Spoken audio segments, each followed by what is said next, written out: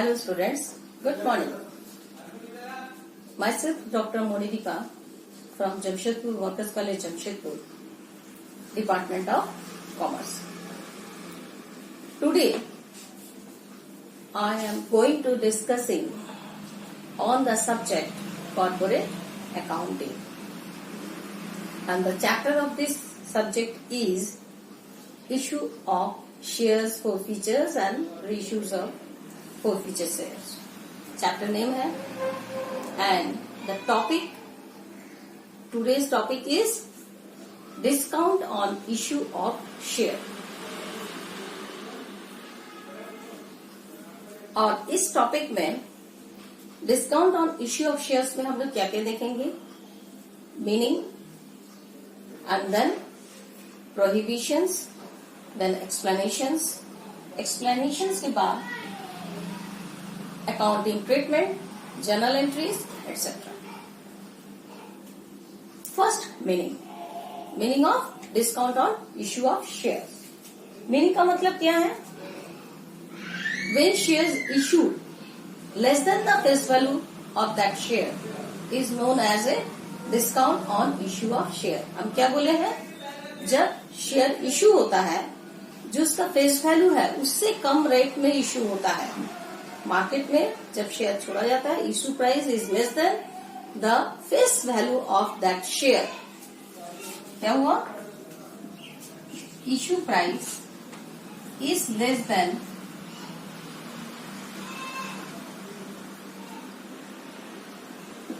face value.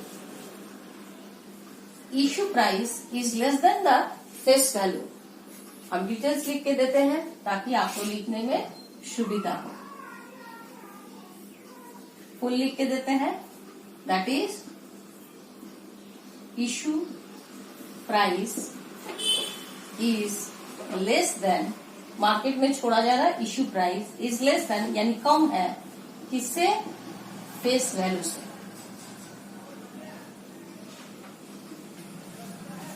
Then it is known as a discount on issue of share.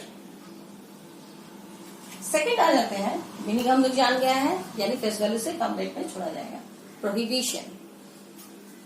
Prohibition मतलब शब्द का मतलब क्या है? प्रोहिबिशन शब्द का मतलब है मना है. क्या क्या करना मना है, क्या आप नहीं कर सकते हैं. आप मतलब company can not do this thing as per section 53(1). As per section 53(1) of Company Act 2013.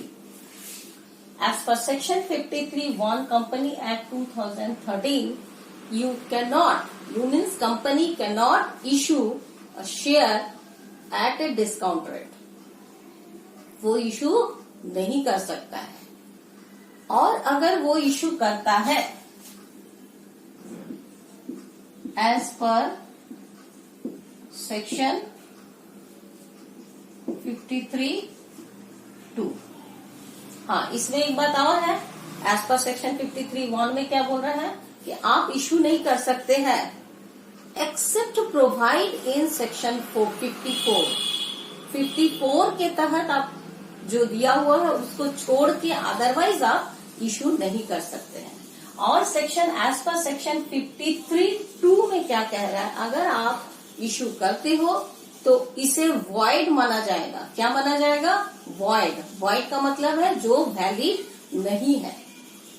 तो as per section 53(2), if a company issued a share at discount rate, it shall be void. ये क्या हो जाएगा? void माना जाएगा. void का मतलब जो वैलिड नहीं है. Next, as per section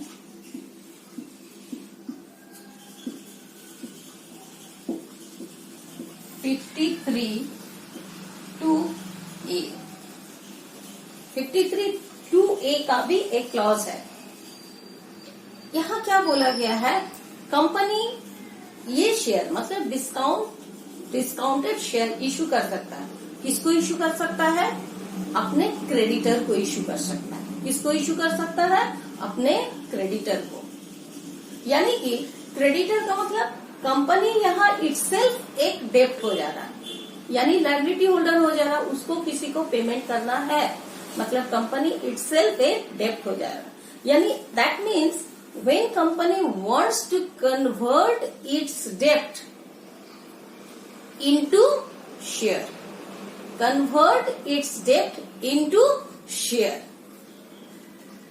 any ये जो डेप्ट को कन्वर्ट वो करना चाह रहा है एनी परसुएंस के तहत, इस परसुएंस ऑफ एनी, किस लिए?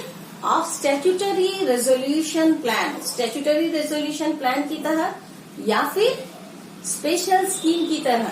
कौन सा स्कीम होना चाहिए? डेप्ट रीस्ट्रक्चरिंग स्कीम। दो हुआ, एक हुआ स्पेशल रेजोल्यूशन प्लान और डेप्ट restructuring scheme. Okay, accordance with the guidelines and regulations specified by the Reserve Bank of India under the Reserve Bank of India Act 1935 और Banking Regulations Act 1949।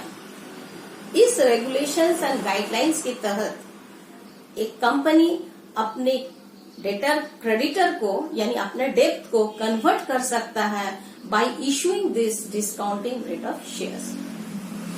ओके, ये clause यहाँ पर दिया हुआ, that is under section 53(2)(a).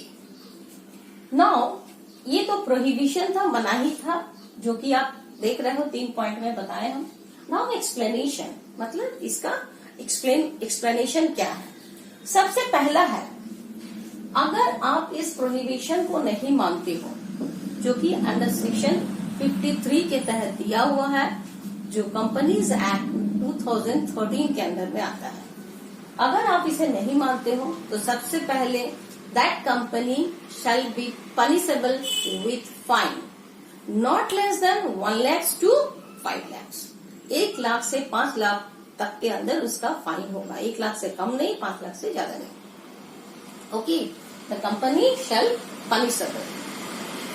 दूसरी बात है, आप कंपनी को ये परमिट करता है कि the company can issue sweet equity share. Students note down करो, क्या नाम बोले हम? That is sweet equity share.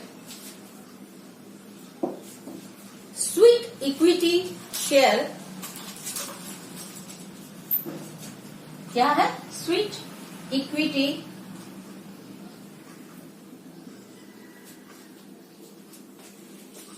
Company can issue sweet equity share. Sweet equity shares ये इशू कर सकता है किसको? 2 जन को। एक तो एम्प्लॉय को इशू कर सकता है और डायरेक्टर को इशू कर सकता है in lieu of their service under section 54 होना चाहिए। पहले बताए थे जो डिस्काउंटेड शेयर इशू करना नहीं कर सकता है कंपनी, अंडर सेक्शन 53(1) में बोले थे, एक्सेप्ट 54 प्रोवाइडेड इन 54। और 54 की तरह क्या है? स्वीट इक्विटी शेयर आप इशू कर सकते हो किसको? दैट इज एम्प्लॉय को, और सेकेंड वन इज डायरेक्टर को कर सकते हो in lieu of their service under section 54 होना चाहिए। थर्ड वन इज एक्सप्लेनेशन में देखो क्या है कि ये जो है discount on issue of share क्या है? ये एक तरह से नॉमिनल अकाउंट है। ये नॉमिनल अकाउंट है, ना तो पर्सनल अकाउंट में जाता है ना रियल अकाउंट में जाता है, ये नॉमिनल अकाउंट में जाता है। और अकॉर्डिंग टू नॉमिनल अकाउंट ये क्या हो जाता है? नॉमिनल अकाउंट का मतलब ये डिस्काउंट हम दे रहे हैं, मतलब ये मेरा एक तरह से कैपिटल लॉस है। कैपिटल को कम करके हम मांग रहे पैसा, यानी एक तरह से कैपिटल लॉस है। This capital loss can be right of with the, किसके साथ हम राइट ऑफ कर सकते हैं? हम स्टेटमेंट ऑफ पीएल के साथ यानी कंपनी का जो प्रॉफिट एंड लॉस अकाउंट है उसके साथ हम राइट ऑफ कर सकते हैं, उसमें with in a period of 3 to 5 years, 3 से 5 साल के अंदर हम इस लॉस को इस जो कंपनी कैपिटल लॉस हो रहा है उसे हम एडजस्ट कर सकते हैं। एंड नाउ अकाउंटिंग ट्रीटमेंट, इसके लिए अकाउंटिंग ट्रीटमेंट क्या है? सबसे पहला है discount on issue of share is comes under unamortised expenses. ठीक है, जो कि प्रीवियसली किस नाम से जाना जाता था? मिसलेनियस एक्सपेंसेस के नाम से जाना जाता था। तो this expenses you can write of, अभी पहले ही बताया है किसके साथ कर सकते हो? स्टेटमेंट ऑफ पीएल, लेकिन स्टेटमेंट ऑफ पीएल से पहले आप इसे राइट ऑफ कर सकते हो किसके साथ? इसे आप राइट ऑफ कर सकते हो सिक्योरिटी प्रीमियम के साथ। सबसे पहले सिक्योरिटी प्रीमियम के साथ राइट ऑफ, देन अगर फिर भी उसमें बच जाता है, अमाउंट में पैसा बचता है discount on issue of share का, फिर उसे आप स्टेटमेंट ऑफ पीएल के साथ राइट ऑफ कर सकते हो। This is as per accounting standard 16, accounting standard 16 के तहत आप इसे राइट ऑफ कर सकते हो इस तरह से। ओके, एंड अकाउंटिंग ट्रीटमेंट, और ये जो उसके बाद भी अगर अनअमोर्टाइज्ड एक्सपेंसेस अगर रह जाता है, ये एक्सपेंसेस अगर वो उसके बाद भी बैलेंस रह जाता है, मतलब अभी हम क्या बताया आपको? सबसे पहले क्या बताया? इसको आप सिक्योरिटी प्रीमियम के साथ एडजस्ट कीजिए। नहीं हुआ मतलब सिक्योरिटी प्रीमियम का अमाउंट कम है और discount on issue of share का अमाउंट ज्यादा है, तो आप उसको फिर किसके साथ एडजस्ट करोगे? Statement of profit and loss के साथ। Statement of profit and loss में ऑप्शन दिया है कि 3 से 5 साल के अंदर आप एडजस्ट कर सकते हो। ओके, तो पहला साल आपने कुछ अमाउंट एडजस्ट किया, उसके बाद जो बैलेंस बच जाएगा, what will, how can you show it? आप इसको कहाँ रखोगे? आप इसको कहाँ दिखाओगे? That amount, balance amount you will show in the balance sheet asset side, that means asset side of the balance sheet, आप उसको वहां पर शो कर सकते हो। Next, journal entry. Journal entry में ऐसे तो discount on issue of share करना ही नहीं है, लेकिन एक्सेप्ट प्रोवाइडेड इन 54, तो उसमें जब हम लोग करेंगे तो हम लोग अभी जर्नल एंट्री देखेंगे।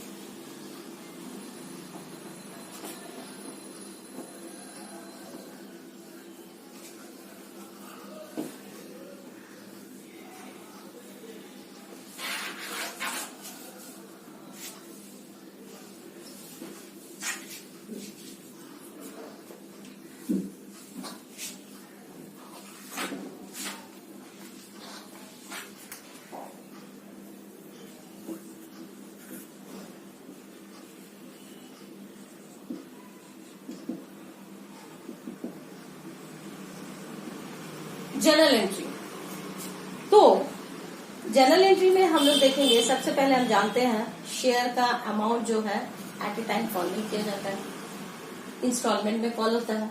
तो सबसे पहले आता है एप्लीकेशन मनी। एप्लीकेशन मनी के साथ discount on issue of shares कभी भी नहीं होगा, क्योंकि एप्लीकेशन ऑफ मनी मतलब share apply by the public.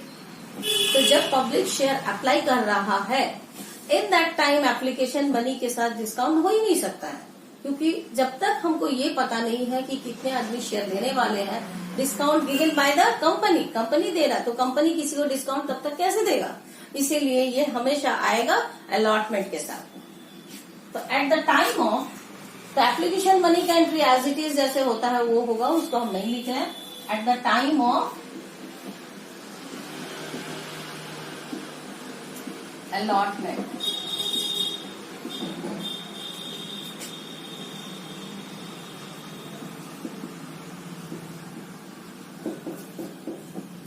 Journal entry क्या होगा? At the time of allotment सबसे पहले होगा due entry.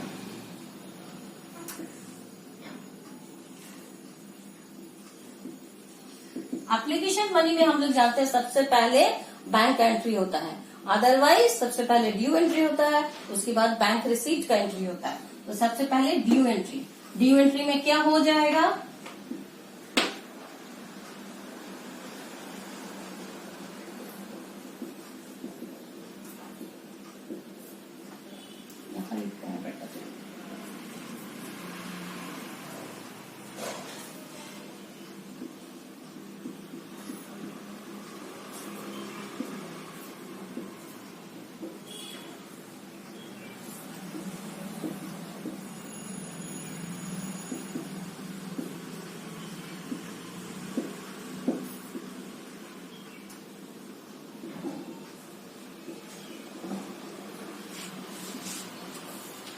Share allotment account debit, discount on issue of share account debit to share capital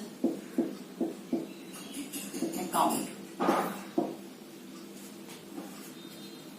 इसके तहत क्या आ रहा है, ड्यू एंट्री में सबसे पहले शेयर अलॉटमेंट अकाउंट जा रहा। शेयर अलॉटमेंट का मतलब हो गया हम जो मांग रहे हैं, पब्लिक से डिमांड कर रहा है शेयर अलॉटमेंट के लिए पैसा, कॉल कर रहा है, उसे कहते हैं ये कॉल का ड्यू एंट्री हो रहा है।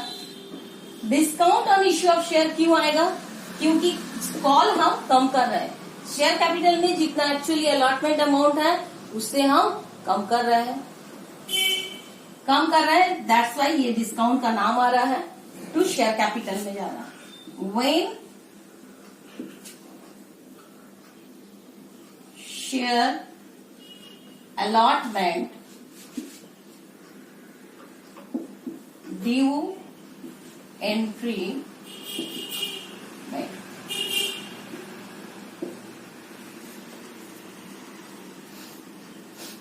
वही नहीं लिख सकते, ये जर्नल एंट्री है तो आप यहाँ पर बीइंग कर सकते हो। क्या लिखोगे, बीइंग।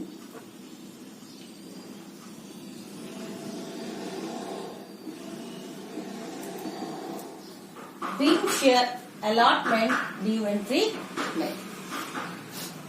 सेकेंड, सबसे पहले ड्यू एंट्री हुआ, ड्यू एंट्री के बाद क्या एंट्री होगा, that is receipt entry. Allotment money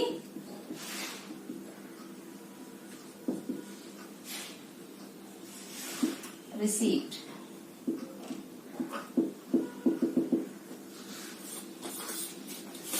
when allotment money receipt, तब क्या एंट्री होगा, अलॉटमेंट मनी जब रिसीट का एंट्री होगा तब बैंक अकाउंट आएगा। यहाँ पर स्टूडेंट शेयर अलॉटमेंट अकाउंट जो डेबिट किया गया था उसमें कौन सा अमाउंट होगा, डिस्काउंट का अमाउंट छोड़ के। फिर डिस्काउंट का अमाउंट यहाँ आएगा नंबर ऑफ शेयर से मल्टीप्लाई करके, और शेयर में जितना टोटल अमाउंट जाना था वो टोटल आएगा। शेयर कैपिटल हम पहले भी एक बार बोले थे, ना तो वो ज्यादा पैसा लेता है ना कम पैसा लेता है, यानी जो एक्सेस अमाउंट अगर प्रीमियम के तहत आता है तब भी वो एक्सेस अमाउंट नहीं लेता है। डिस्काउंट में अगर कम अमाउंट पब्लिक से लेते हो तब भी उसको पूरा पैसा चाहिए, इसीलिए शेयर कैपिटल अकाउंट में पूरा अमाउंट जाएगा, लेकिन शेयर अलॉटमेंट अकाउंट में कम शो होगा, डिस्काउंट के अंदर में डिस्काउंट अमाउंट चला जाएगा। Bank account debit, bank account debit to share, bank में पैसा किसके तहत आ रहा, शेयर अलॉटमेंट अकाउंट के तहत, तो यहां हो जाएगा bank account debit to share allotment account.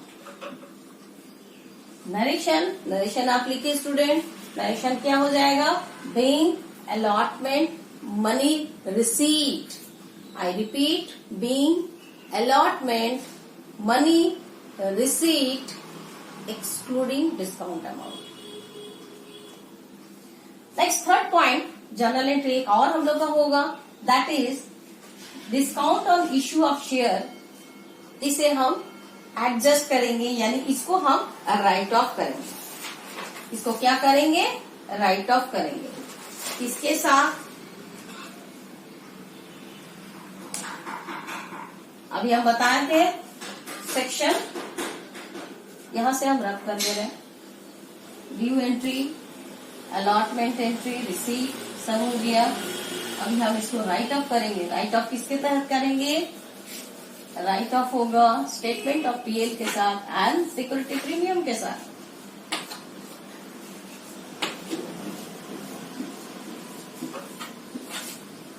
Number third entry, discount amount right of.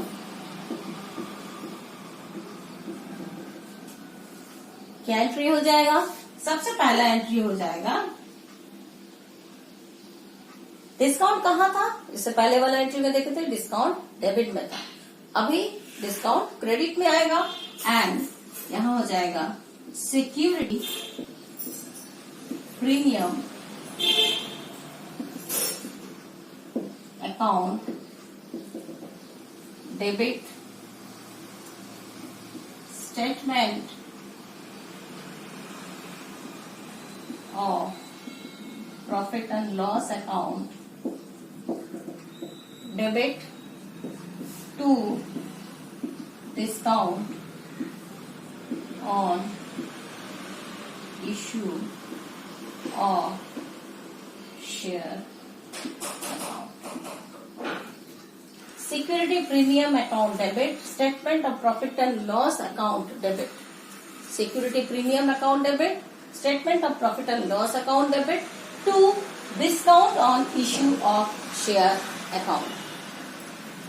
Narration हो जाएगा being discount amount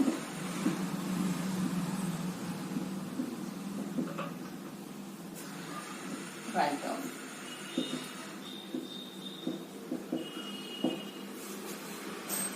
तो स्टूडेंट्स आपने देखा कि किस तरह से